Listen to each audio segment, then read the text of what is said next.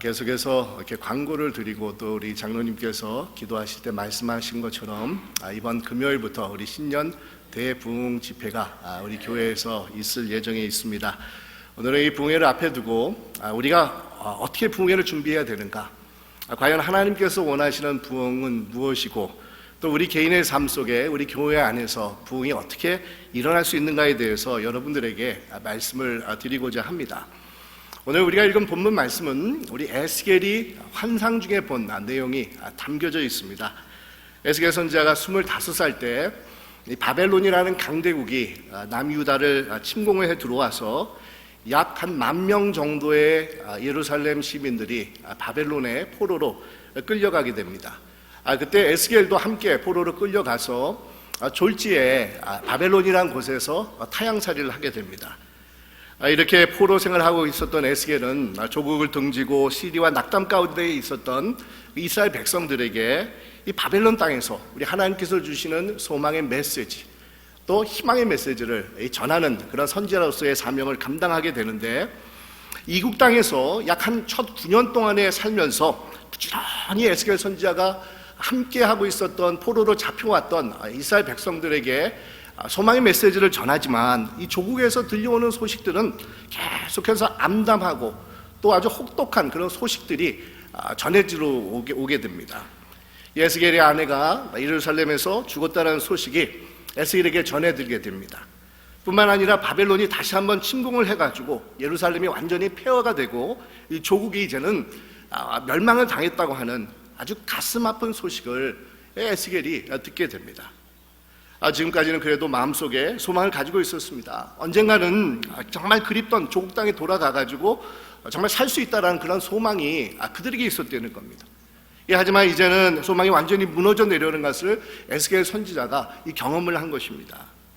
바로 이런 절망적이고 침울한 상황에 있었을 때 하나님께서는 환상을 보여주시면서 에스겔 선지자를 어떤 골짜기로 인도를 하십니다.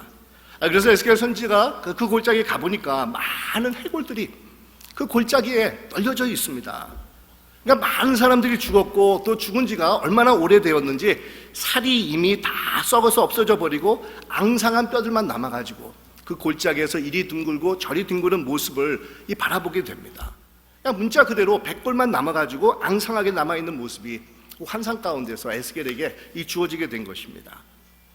이렇게 완전히 말라있던 뼈들은 이스라엘 민족의 처한 상태를 아주 상징적으로 보여주고 있는 그런 장면이라고 할 수가 있는데, 이스라엘은 이제는 죽은 지가 오래되어서 해골과 뼈들만 남아있는 그런 상태와 같은 민족이 되었다라는 것을 하나님께서 환상을 통해서 보여주고 있는 것입니다.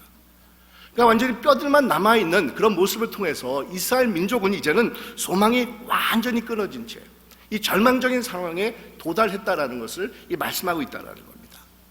여러분, 해골과 뼈들만 남았다라는 것은 생명의 흔적이라고는 전혀 남아있지 않는 그런 상태를 말해주고 있는데, 이스라엘 사람들은 해골과 뼈들과 같이 되어서 아주 말라져 버려가지고 전혀 생명이 남아있지 않는, 죽어도 오래되어서 전혀 살아날 수 있는 일만의 가능성조차 완전히 소실되어 있는 그런 상태가 되었다라는 것을 환상을 통해서 우리 하나님께서 에스겔 선지자에게 말씀해 주고 있는 겁니다.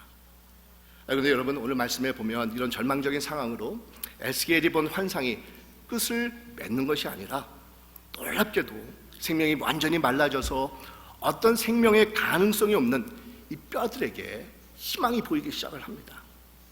앙상한 뼈들이 움직여지면서 서로 연결이 되면서 힘줄이 생기고 살이 그 위에 붙고 또 가죽이 붙어지면서 생명이 더집혀지는 아주 놀라운 역사가 그 가운데서 나타나고 있다는 겁니다. 전혀 기대하지 못하고 정말 바라보지 못하는 그런 상황이었는데도 불구하고 생명이 다시 한번 살아나면서 이 변화가 일어나기 시작을 한 겁니다. 여러분, 이런 환상을 통해서 우리는 하나님께서 주시는 부흥의 진정한 의미가 무엇인지를 우리가 다시 한번 생각해 볼 수가 있는데, 보통 우리는 이 부흥이라고 하면은 이 감정이 이렇게 굉장히 이렇게 터치가 되어서 눈물도 흘리고 가슴이 뜨거워지는 것을 우리가 떠올리기가 참 쉽습니다. 하지만 여러분, 물론 부흥을 하나님께서 주셨을 때 그런 현상들이 나타날 수도 있겠지만, 하나님께서 원하시는 부흥이라는 것은 우리의 삶이 하나님께서 만져주심으로 새롭게 변화되는 것을 의미하고 있다는 겁니다. 우리 하나님께서 원하시는 부흥은 전혀 가능성이 없어 보이는 우리의 옛사람이 변하여서 하나님께서 주시는 능력으로 새로운 생명이 주어지는 것을 말씀하고 있다는 겁니다. 이제는 옛사람의 모습에서 벗어나서 내 삶의 주인이 더 이상은 내가 아니라 하나님이심을 깨달으면서 하나님의 은혜를 의지하며 이 살아가는 삶이 바로 부흥을 경험한 삶이라고 할 수가 있다는 겁니다. 여러분, 이런 부흥이 우리 안에서, 우리 교회 안에서 어떻게 일어날 수가 있겠습니까? 어떻게 우리의 신앙이 하나님의 생명을 받아서 움직여주면서 다시 한번 우리의 영혼이 소생되는 그런 역사가 우리 가운데서 나타날 수가 있겠습니까? 이 하나님께서 원하시는 부흥의 역사는 먼저 우리에게 부흥의 필요성이 인식되고 자각이 될 때 나타나게 된다는 사실입니다. 우리 하나님께서 에스겔 선지자에게 골짜기에 널려있는 많은 뼈들과 해교를 보여주신 이유는 이스라엘이 얼마나 절망적인 상태라는 것을 아주 입체적으로 보여주고 아주 확실하게 자각을 시키기 위해서라는 겁니다. 여러분, 왜 하나님께서 이런 절망적인 그런 상태를 에스겔에게 보여주기를 원하고 계셨겠습니까? 다른 이유가 아닙니다. 자신들의 절망적인 상태를 깨달을 때 하나님의 도우심을 바라보게 되고 하나님을 찾고자 하는 마음이 안에서 일어나기 때문에 하나님께서 이런 절망적인 상황을 환상을 통해서 보여주고 계신다는 겁니다. 여러분, 아무리 죽을 병에 걸린 사람이라 하더라도 자신이 병에 걸렸다라는 것을 인정하지 않으면 그 사람은 절대로 병원에 가지 않고 의사를 찾지 않게끔 되어 있습니다. 아무리 자신 삶에 문제가 많이 있다 할지라도 자신에게 문제가 있다는 것을 인식하지 않고 받아들이지 않는 사람은 도움을 청하지 않게 되어 있다는 겁니다. 그래서 미국 분들이 흔히 이렇게 표현하는 방법 중에서 방 안에 큰 코끼리가 있는데, 가정에 큰 문제가 있는데 그 코끼리를 인정하지 않고 받아들이지 않고 사람들이 그냥 살아간다는 겁니다. 방 안에 코끼리가 놓여져 있는데도 불구하고 말입니다. 자신에게 코끼리와 같은 큰 문제가 있는데도 그것을 깨닫지 못하고 받아들이지 않고 인정하지 않는다고 하면은 어느 누구도 도움을 청하지 않게 되어 있다는 겁니다. 바로 이런 이유 때문에 하나님께서는 이스라엘의 절망적인 그런 적나라한 상태를 에스겔 선지자에게 보여주고 계신 것입니다. 얼마나 자신들이 소망이 완전히 끊어져 있는 그런 정말 제일 밑바닥의 상태에 놓여져 있다는 것을 깨닫게 하기 위해서 우리 하나님께서는 이 환상을 통해서 에스겔에게 정말 해골과 뼈들의 환상을 보여주셨다는 겁니다. 여러분, 우리가 잘 알고 있는 탕자가 이 아버지의 재산을 이렇게 가져다가 밖에 나가가지고 흥청망청 그 돈을 다 쓰면서 결국은 인생의 제일 밑바닥으로 내려앉지 않습니까? 근데 이 탕자가 다시 아버지 집을 향해서 돌아가게 된 그 계기를 살펴보면은 자신의 모습을 직시했기 때문입니다. 아버지 집에는 품꾼도 많아가지고 먹을 것이 이 품꾼들조차도 아주 풍족하게 누리고 있는데 자신은 어느 누구도 동양해주지 않는 처량한 신세가 되었다는 것을 직시하는 순간, 정말 느끼는 순간에 이 탕자는 일어나서 아버지 집을 향해서 걸어가기 시작을 한 겁니다. 여러분, 그렇습니다. 우리가 어떻게 하나님의 도우심을 간구하겠습니까? 어느 때 우리가 하나님이 필요하다는 것을 느끼겠습니까?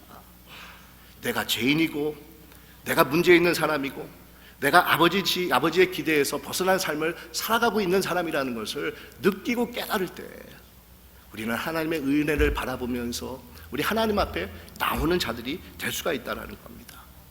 하나님께서 공급해 주시는 회복과 치유의 역사를 의지하는 자들로 살아가게 된다는 겁니다. 그런데 여러분은 어떻습니까? 여러분의 자신을 어떻게 바라보고 계십니까? 여러분 지금 어떤 상태에서 신앙생활을 하고 계시다고 생각을 하고 계십니까? 한번 자신들의 삶을 솔직하게 바라보시기 바랍니다. 혹시 내가 왜 이렇게 살고 있는가를 생각하고 있는 분들이 있지 않습니까? 이 세상의 걱정과 근심으로 이리 치이고 저리 치이면서 실망과 낙심에 찬 그런 자신을 발견하고 계신 분들이 있지 않습니까? 아무리 나름대로 노력을 하고 의지를 세워보지만 사랑하는 가족들에게 상처만 안겨다주는 그릇된 삶을 살아가고 있는 이 자신의 모습을 정말 발견하는 분들이 있지 않습니까? 느슨해진 자신의 신앙에 다시 한번 뜨거운 열정과 도전이 필요하다라고 생각하고 계신 분들이 혹시 우리 가운데 있지는 않습니까? 우리가 거의 매년마다 이맘때 1월 마지막 주말에 우리가 부흥 집회를 가지게 되는데, 저는 그때마다 제가 가지고 있는 그런 기대하는 것이 있습니다. 한 해가 가고 새해를 맞이하면서 계속해서 신앙의 연수가 오래 쌓이다 보니까 정말 뜨거운 가슴으로 주님을 섬기는 것이 아니라 정말 의무감으로 습관적으로 타성에 붙어서 신앙생활을 하는 저의 모습을 발견할 때가 참 많이 있습니다. 순수한 마음으로 하나님의 은혜를 사모하는 것이 아니라 머리만 정말 커져가지고 인간적인 생각과 방법을 먼저 내세우면서 정말 목회도 하고 살아가려고 하는 제 모습을 발견할 때가 정말 너무도 많이 있습니다. 그래서 부흥을 통해서 저의 이런 부족한 모습이 변화되고 싶은 그런 간절한 그런 기도 제목이 있습니다. 좀 더 하나님의 임재에 민감하게 반응을 하고 다시 한번 뜨겁고 순수한 그런 마음을 가지고 하나님을 섬기겠다라는 이 결단의 기회로 이 부흥회를 정말 사모하는 마음을 가지려고 정말 기도합니다. 여러분 어떻습니까? 여러분 하나님 앞에서 자신의 모습을 어떻게 바라보고 계십니까? 정말 하나님 앞에 서 있는 자신의 모습이 어떠하다라고 여러분 생각하고 계십니까? 또한 우리 하나님께서 주시는 부흥의 역사는 하나님께서 하실 수 있다라는 이 믿음을 가질 때 나타나게 됩니다. 오늘 말씀을 보면 하나님께서 에스겔 선지자에게 마른 뼈들을 보여주신 후에 3절에서 이렇게 말씀을 하고 계십니다. 인자야, 이 뼈들이 능히 살 수 있겠느냐? 이런 질문을 하나님께서 에스겔 선지자에게 던집니다. 그랬을 때 에스겔 선지자는 주 여호와여 주께서 아시나이다라고 이 대답을 합니다.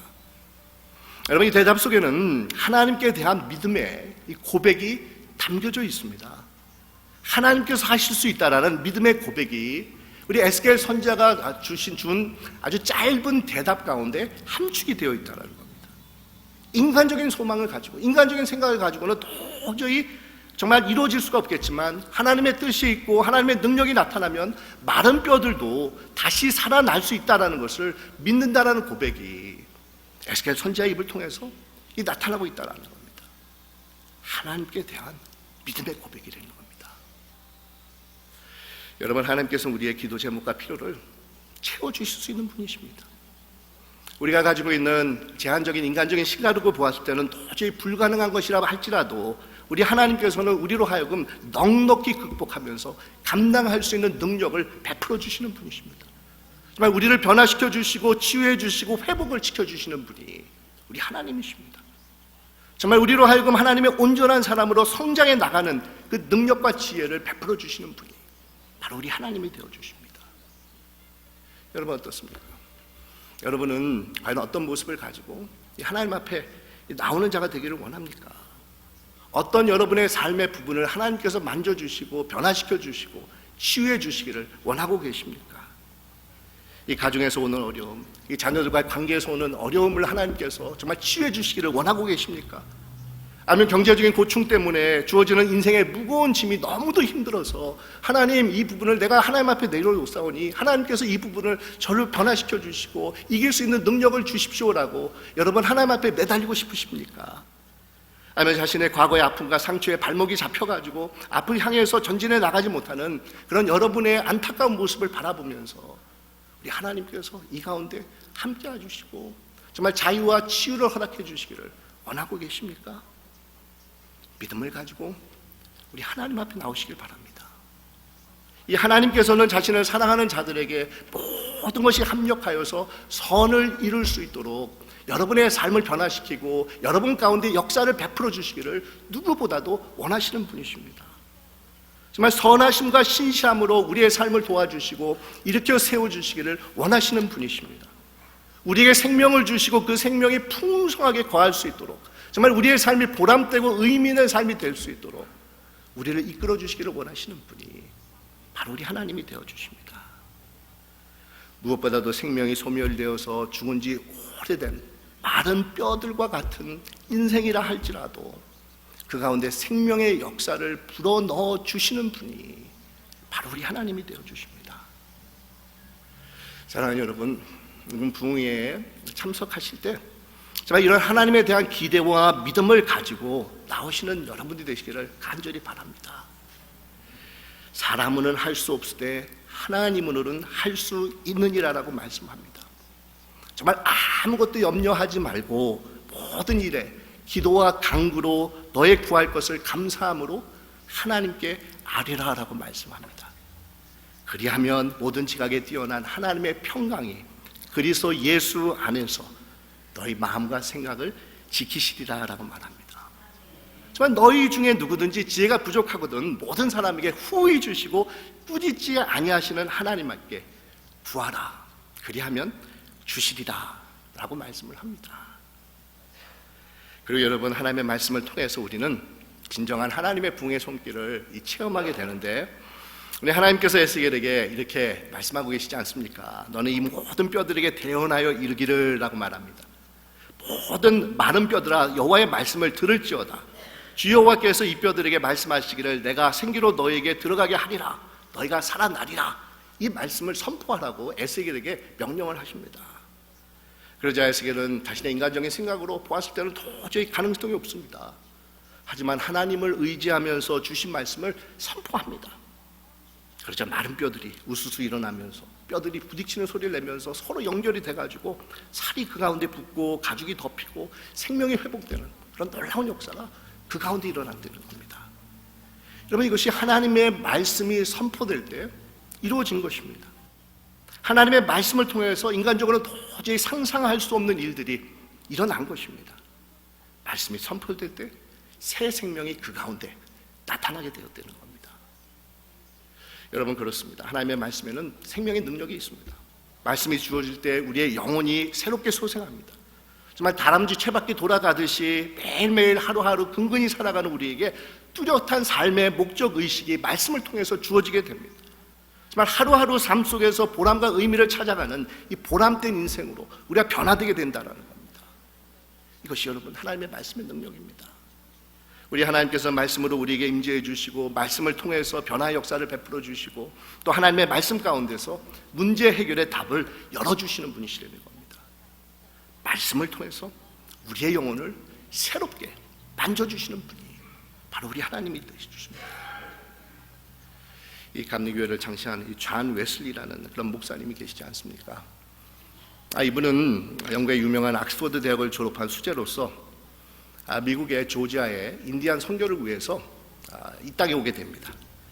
하지만 자신이 이렇게 원했던 대로 이 선교 사역이 이루어지지 않게 되자 실망과 낙심을 품은 채 2년 만에 선교 사역을 다 접고 영국으로 돌아가가지고 깊은 시리에 빠지게 됩니다. 그러는 와중에 우연하게 런던 오더스게이트라고 하는 그런 거리에 있는 모라비안 성도들이 이렇게 예배를 드리는 곳에 우연하게 발을 디뎌가지고 예배에 참여하다가 이 하나님의 말씀을 듣게 되는데, 후에 이 웨슬리가 쓴 일기장에 보면 그 말씀을 들을 때 정말 이상하게도 자신의 마음이 아주 뜨거워지는 것을 체험했다라고 고백을 합니다. 그 이후로 웨슬리는 변화가 되어서 온 세계가 나의 교구다, 그런 모토 아래 86세로 하나님의 부르심을 받을 때까지 매년 정말 영국 전역을 거의 8,000마일이 넘는 그런 곳을 매년마다 말을 타고 돌아다니면서 1,000번 이상을 매년마다 하나님의 말씀을 선포를 했다는 겁니다. 그러니까 하나님의 나라를 위해서 자신의 인생을 아주 전적으로 헌신하는 귀한 보람된 인생을 살아갔던 사람이 바로 웨슬리입니다. 근데 여러분, 역사가들이 평가하기를 존 웨슬리의 그런 복음 운동으로 인해서 많은 영혼들이 주님께로 돌아오는 그런 일들이 일어났지만 뿐만 아니라 영국 사회 전반에 걸쳐서 그런 놀라운 그런 결과물들이 일어났다고 하는데, 어떤 역사학자들은 평가하기를 영국이 그러니까 모나키에서 민주주의 체제로 바뀔 때 그런 많은 희생의 피가 없이 아주 순조롭게 변화된 것이 이 존 웨슬리의 그런 영향이 굉장히 사회에 깊숙이 스며들었기 때문이라는 겁니다. 뿐만 아니라 역사학자들은 영국에서 노예 폐지 운동이 다른 나라들보다도 일찍이 일어난 것이 또한 존 웨슬리가 펼친 그런 복음의 운동으로 인해서 이루어진 것이고, 또 여성의 인권 신장이 획기적인 그런 변화될 수 있는 획기적인 디딤돌이 됐던 것이 존 웨슬리가 펼친 바로 복음 운동을 통해서 일어나게 되었다는 겁니다. 여러분, 하나님의 말씀으로 한 사람이 변화를 받고 삶의 정말 부흥을 체험했었을 때 그것이 영향력이 정말 이웃에게 사회에게 퍼져가면서 놀라운 하나님의 손길이 정말 나타난 것을 우리가 목격할 수가 있다는 겁니다. 마지막으로 여러분, 하나님의 부흥은 성령의 역사의 결과로 나타나게 됩니다. 오늘 말씀 9절과 10절에 보니까 또 내가 이르되 인자야 너는 생기를 향하여 대언하라. 생기에게 대언하여 이르기를 주 여호와께서 이같이 말씀하시기를 생기야 사방에서 와서 이 죽음을 당한 자에게 붙어서 살아나게 하라 하셨다 하라. 이에 내가 그 명령대로 대언하였더니 생기가 그들에게 들어가매 그들이 곧 살아나서 일어나는데 큰 군대가 되었다라고 말씀을 합니다.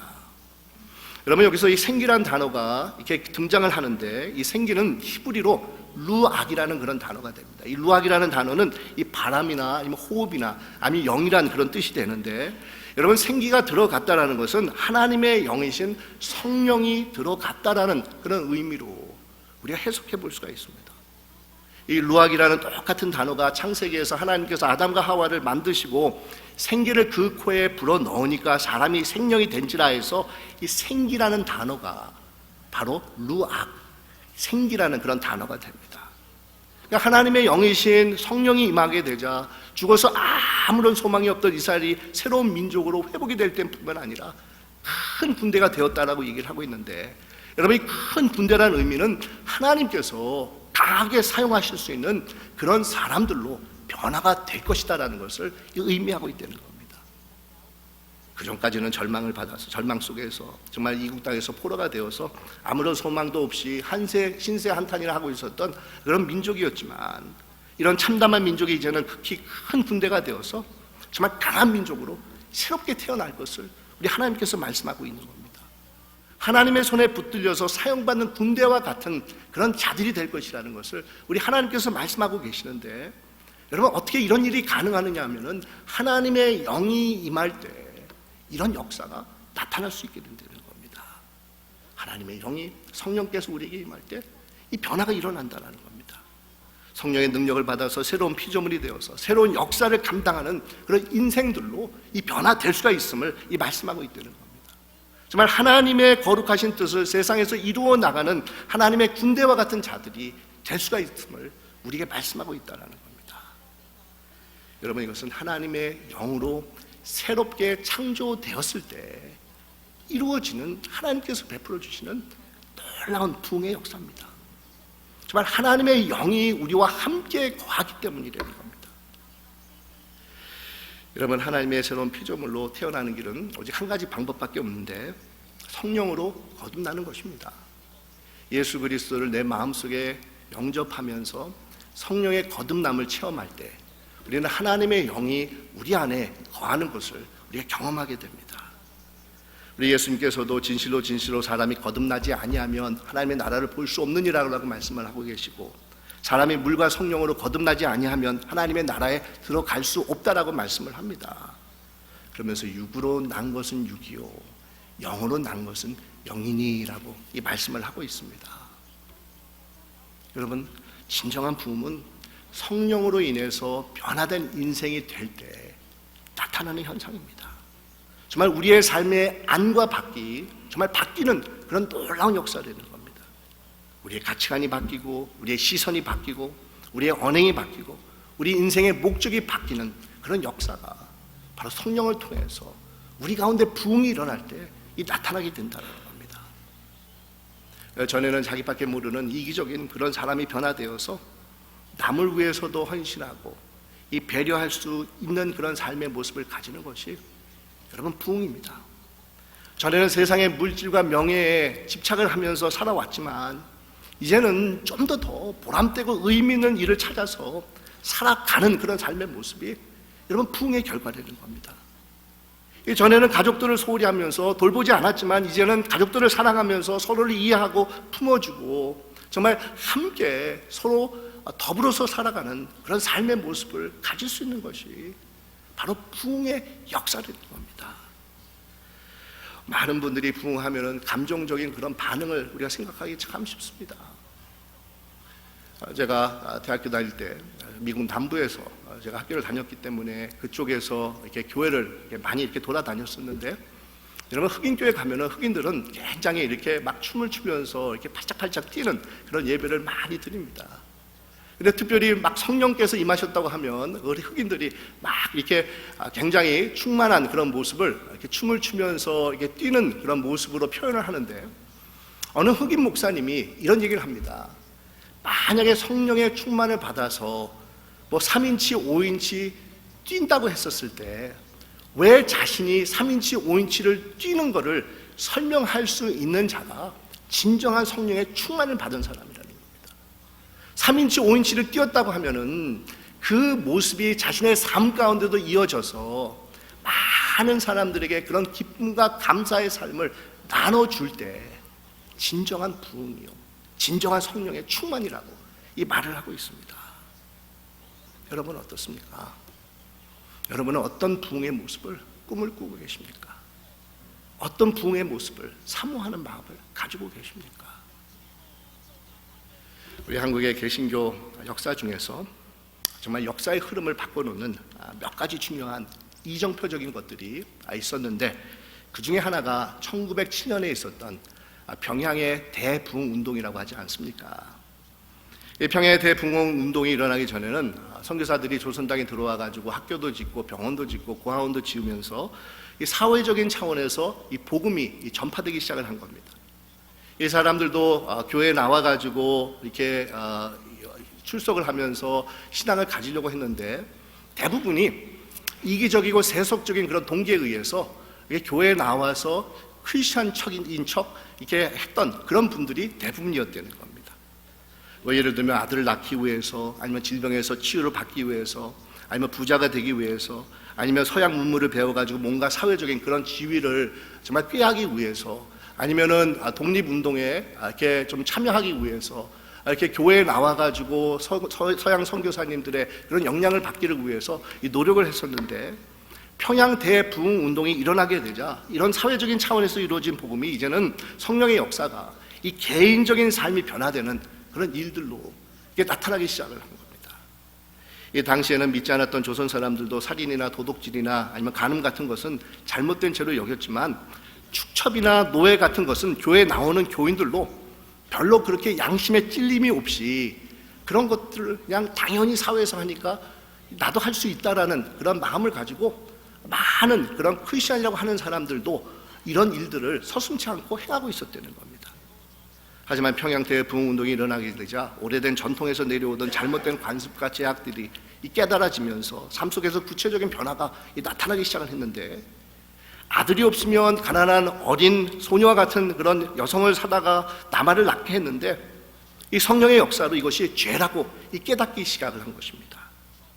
노비라고 하면 인격적으로 대접을 받지 못하고 사고 파는 그런 물건과 같은 존재로 여기고 있었는데, 성령의 깨우침이 있게 되자 이 사람들을 종으로 부리는 것이 죄라는 것을 깨닫기 시작을 한 겁니다. 그러면서 자신이 소유하고 있었던 노비 문서를 불태우고 노비를 해방시켜주는 그런 일들이 평양 대부흥운동의 결과로 나타나기 시작을 했다는 겁니다.